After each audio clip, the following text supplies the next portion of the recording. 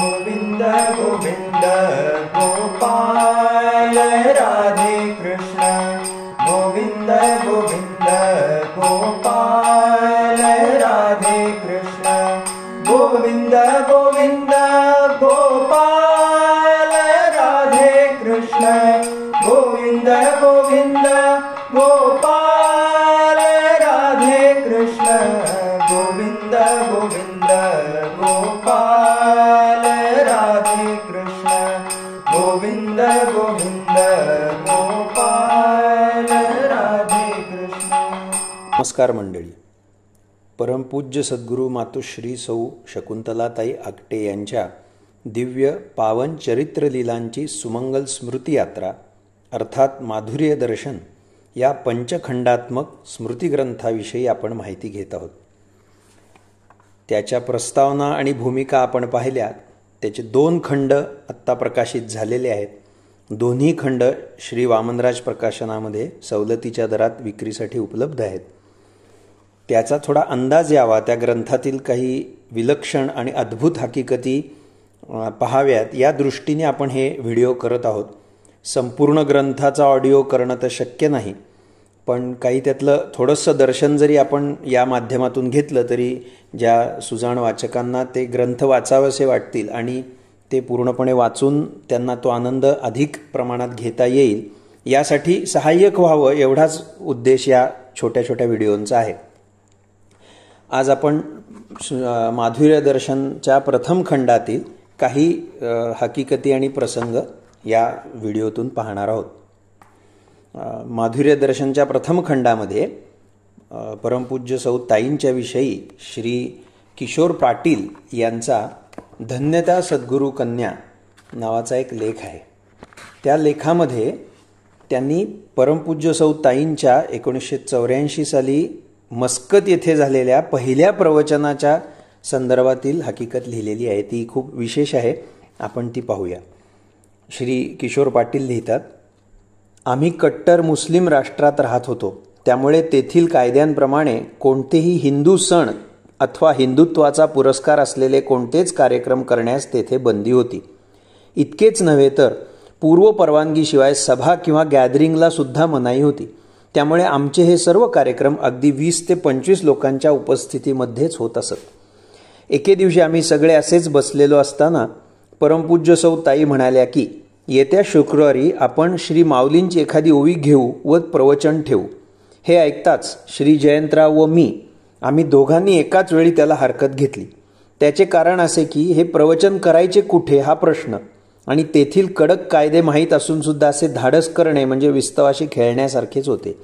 मी परमपूज्य सौ ताईंना सहज प्रश्न केला, प्रवचन करणार तरी कोण? तर परमपूज्य सौ ताई म्हणाल्या, मीच करणार आहे. त्यावर आम्ही उपस्थित मंडळी परमपूज्य सौ ताईंना आपापल्या परीने तिथले कायदे नियम वस्तुस्थिती पटवून देण्याचा प्रयत्न करीत होतो की जेणेकरून प्रवचनाऐवजी दुसरा काहीतरी कार्यक्रम विचारात घेतला जाईल. विशेष म्हणजे श्री जयंतराव ज्या बिल्डिंगमध्ये राहत होते तेथील श्री जयंतरावांचा एकमेव फ्लॅट सोडला तर बाकीचे सर्व फ्लॅट्स रॉयल ओमान पोलीस यांनीच भाड्याने घेतलेले होते व तिथे सर्व पोलीस अधिकारी राहत असत. त्यामुळे श्री जयंतरावांचा फ्लॅट जरी मोठा असला तरी तिथे प्रवचन करणे अत्यंत धोक्याचे होते. या सर्व गोष्टींची कल्पना देऊन सुद्धा परमपूज्य सौ ताई काही ऐकायला तयार होईनात. त्या म्हणाल्या, प्रवचन होणार म्हणजे होणार. अर्थात परमपूज्य सौ ताईंना मी फारसा ओळखत नव्हतो, त्यामुळे मी आपला त्यांना सवयीप्रमाणे सहज प्रश्न केला की काय हो वहिनी, भारतात सुद्धा तुम्ही अशी प्रवचने करता का? तर त्यावर त्या म्हणाल्या, नाही रे बाबा, मी हे पहिलेच प्रवचन करणार आहे. हे ऐकून आम्ही सर्वजण एकदम गारच पडलो. मी म्हटले, अहो वहिनी, यापूर्वी तुम्ही कधी प्रवचन केले नाही म्हणता आणि तेही जर प्रथमच करणार आहात तर ह्या देशात कशाला? भारतात खुशाल करा ना प्रवचने. एवढ्यावरच न थांबता मी माझ्या अकलेचे तारे तोडत राहिलो. मी म्हटले, अहो वहिनी, प्रवचन ही म्हणजे साधी गोष्ट नाही, तर ते करण्यास तसा अधिकार असावा लागतो. ते अधिकारसुद्धा सिद्ध महात्म्यांनी द्यावे लागतात म्हणे. अशाच आशयाचा मजकूर माझ्या वाचनात पूर्वी आलेला असल्याने मी असे बोलून गेलो. तर तुम्ही असे काही अधिकार प्राप्त केलेले आहेत का? माझ्या या प्रश्नावर परमपूज्य सौ ताई, ज्या नेहमी हसत खेळत बोलत असायच्या, त्या एकदम शांत व गंभीर झाल्या. त्या म्हणाल्या, भारतात बऱ्याच जणांना माहीत आहे, परंतु भारताबाहेर राहणाऱ्या तुझ्यासारख्यांना हे माहीत नाही. परमपूज्य श्री मामासाहेब देशपांडे हे माझे सद्गुरू आहेत. इतकेच नव्हे तर माझा व गुरुबंधू परमपूज्य श्री शिरीषदादांचा उल्लेख ते माझी लेकरे म्हणूनच करतात. माझ्याप्रमाणेच पूजनीय श्री शिरीषदादांनाही परमपूज्य श्री मामांचीच दीक्षा झालेली आहे. बोलता बोलता परमपूज्य सौताईंनी कपाटातून एक चौकोनी डबा बाहेर काढला. आता परमपूज्य सौताई काय दाखवतात म्हणून उत्सुकतेने आम्ही सर्वजण पाहू लागलो. त्या डब्यात निळ्या वेल्वेटच्या कापडात गुंडाळलेली एक पोथी, काही पुस्तके, तुळशीच्या माळा होत्या. तसेच परमपूज्य श्री मामांच्या हस्ताक्षरातील काही पत्रे व कागद होते. त्यासोबत चांदीची श्री बाळकृष्णांची मूर्तीही होती. सर्व कागदपत्रांतून त्यांनी एक फोटो बाहेर काढला व तो दाखवून त्या म्हणाल्या, हेच माझे सद्गुरू परमपूज्य श्री मामा. तो फोटो नंतर आम्ही प्रत्येकाने मस्तकाला लावून नमस्कार करून त्यांना परत दिला. नंतर परमपूज्य सौताईंनी परमपूज्य सद्गुरू श्री मामांच्याच हस्ताक्षरातील एक पत्र आम्हाला वाचायला दिले. त्यात परमपूज्य श्री मामांनी असे स्पष्टपणे लिहिलेले होते की सौ शकुंतला आकटे व श्री शिरीष कवडे हे माझे अनुगृहीत शिष्य असून परंपरेच्या आदेशावरून परंपरेचे कार्य पुढे चालू ठेवण्याकरिता दीक्षा देण्याचे व कार्य करण्यासाठी लागणारे सर्व अधिकार त्यांना देत आहे. त्या पत्रात इतरही काही तपशिलांची नोंद होती, ज्यांचे अधिकारही परमपूज्य सौताई व परमपूज्य श्री दादा यांना दिले गेले होते. ते पत्र वाचल्यावर माझ्या डोक्यात प्रकाश पडला की अरे, या वहिनी काही साध्यासुध्या नाहीत. ज्या अर्थी परमपूज्य सद्गुरू श्री मामांनी त्यांना परंपरेचे कार्य चालविण्याचे अधिकार दिलेले आहेत, त्या अर्थी नक्कीच यांचाही अधिकार मोठाच असला पाहिजे. इतके उमजून सुद्धा आम्ही आमच्या मूर्खपणाचे प्रदर्शन चालूच ठेवले. मी म्हटले की वहिनी, तुम्ही जरा परमपूज्य श्री मामांना विचारून पहा की या देशात प्रवचन केले तर चालेल का? त्यावर परमपूज्य सौताई मला म्हणाल्या, अरे, हे प्रवचन मी त्यांच्या आदेशावरूनच करणार आहे, माझ्या मर्जीने नाही. त्यावर आम्ही सर्वजण निरुत्तर झालो व मग हा कार्यक्रम व्यवस्थित रीतीने कसा पार पाडायचा याचा विचार सुरू झाला. शुक्रवार हा तिथला आठवड्याच्या सुट्टीचा दिवस असल्याने सर्वांनाच सोयीचा होता. सकाळी 10 ते 11 या वेळेत प्रवचन व त्यानंतर प्रश्नोत्तरे असा कार्यक्रम ठरवलेला होता. आम्ही सर्वजण त्यासाठीच्या तयारीस लागलो. तयारी याचा अर्थ एवढाच की घरात प्रवचन सुरू आहे याचा सुगावा आमंत्रितांखेरीज कोणासही लागता कामा नये. मी फ्लॅटच्या बाहेर उभा राहून येणाऱ्या लोकांच्या चपला बूट उचलून बाल्कनीत ठेवण्याचे काम पाहत होतो. कारण बिल्डिंगमधल्या पोलिसांनी दारात जर चपलांचा ढीग पाहिला तर इतके लोक या घरात एकत्र का आले आहेत हे पाहावयास ते येतील याची भीती होती. त्या भीतीला आश्चर्याचा मोठा धक्का दिला तो बिल्डिंगच्या खाली असणाऱ्या कार पार्किंगच्या दृश्याने. बिल्डिंगचे कार पार्किंग तसे लहानच, अंदाजे 15-1 गाड्यांना पुरेल एवढेच होते. घरी जवळजवळ 75 ते 80 लोक साधारणपणे 35 ते 40 गाड्या घेऊन आले होते. बिल्डिंगसमोर भरपूर गाड्या उभ्या असल्याने मुख्य रस्त्याची वाहतूक सुद्धा कोंडायला लागली होती. परंतु 2 पोलीस अधिकारी स्वतःच सर्व गाड्यांना पार्किंगची व्यवस्था करून देत होते व आश्चर्य म्हणजे त्यांच्या जोडीला चिरंजीव संदीप व चिरंजीव अनिरुद्ध येणाऱ्या लोकांना घर दाखविण्यासाठी मदत करीत होते. थोडक्यात आम्हाला ज्या पोलिसांची भीती वाटत होती त्यांनीच कार्यक्रम संपल्यावर सुद्धा सर्व गाड्यांना पार्किंगमधून बाहेर पडण्यास मदत केली. इतकेच नव्हे तर आम्ही त्या पोलीस अधिकाऱ्यांना प्रत्यक्ष भेटून शेवटी त्यांचे आभारही मानले. परमपूज्य सौ शकाताईंचे ते अवर्णनीय प्रवचन मस्कत म्हणजे ओमान या कट्टर मुस्लिम राष्ट्रात परमपूज्य सद्गुरू श्री मामांच्या कृपेने यथासांग व निर्विघ्नपणे पार पडले. प्रवचन ऐकण्यासाठी बरेच लोक आले होते. संपूर्ण फ्लॅट, बाल्कनी व जिन्यातही श्रोत्यांनी गर्दी केली होती. प्रवचनाच्या वेळी संपूर्ण बिल्डिंग व आवार अवर्णनीय अशा दिव्य सुगंधाने दरवळले होते. श्री किशोर पाटील यांनीच सांगितलेला अजून एक अद्भुत प्रसंग सांगतो.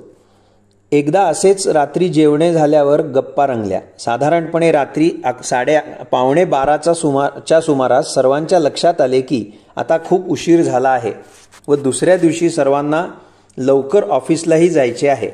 सर्वजण आपल्याला फार उशीर झाला आहे असे सांगत तेथून बाहेर पडले. तिथे आमचे एक मित्र श्री प्रकाश गिरमे होते. शेवटी ते घराबाहेर पडत असताना परमपूज्य सौताई त्यांना म्हणाले, अरे प्रकाश, अजून थोडा वेळ बैस.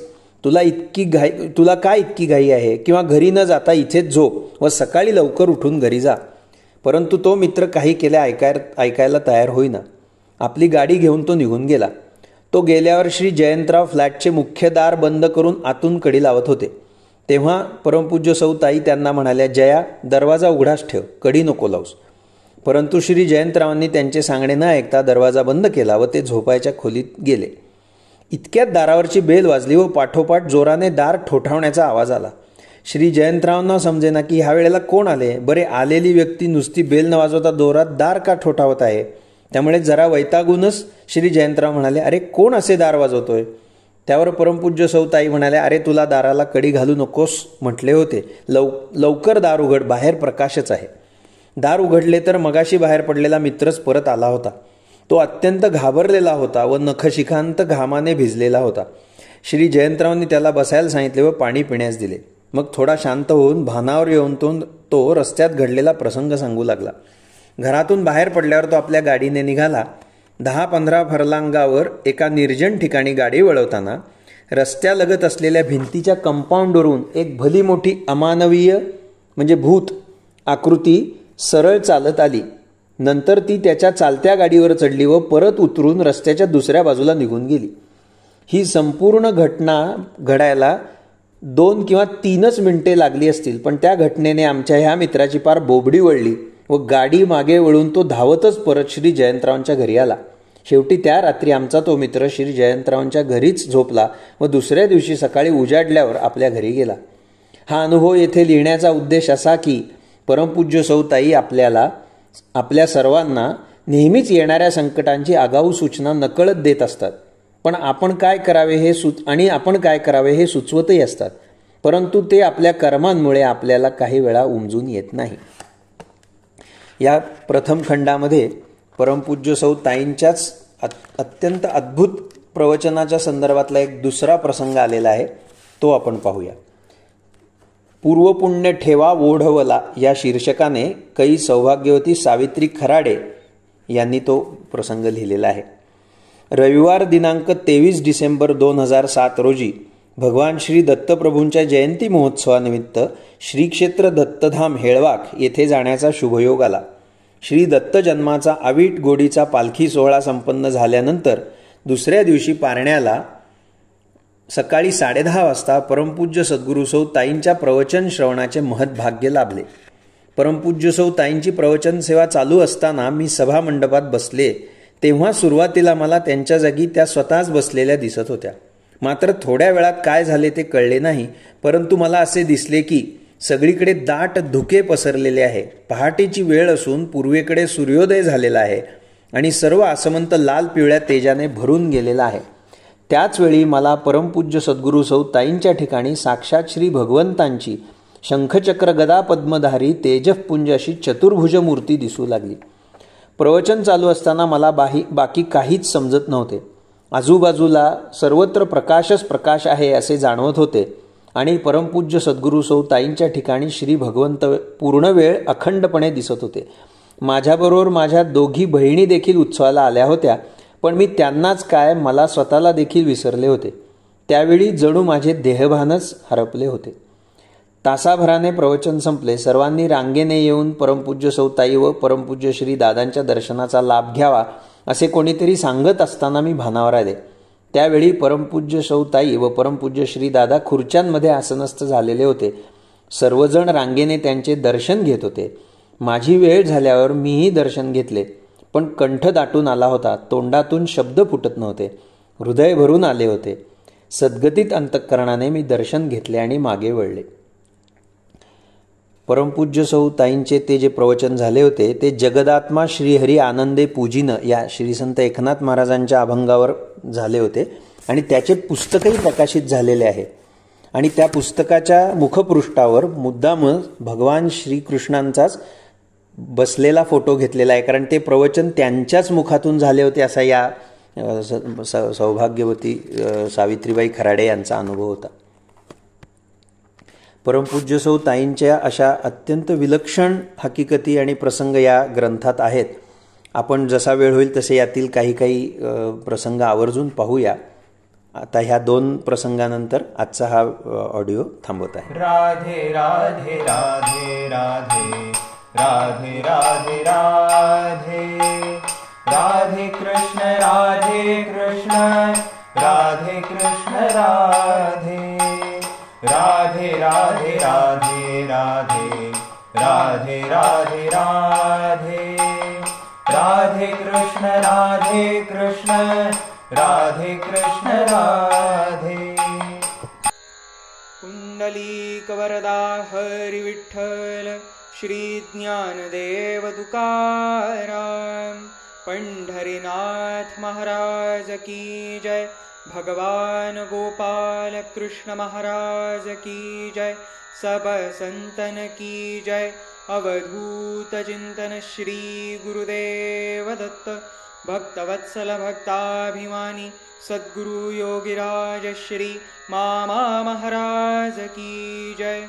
भक्तवत्सल भक्ताभिमानी सद्गुरु मातुश्री शकुंतला ताई की जय। अवधूत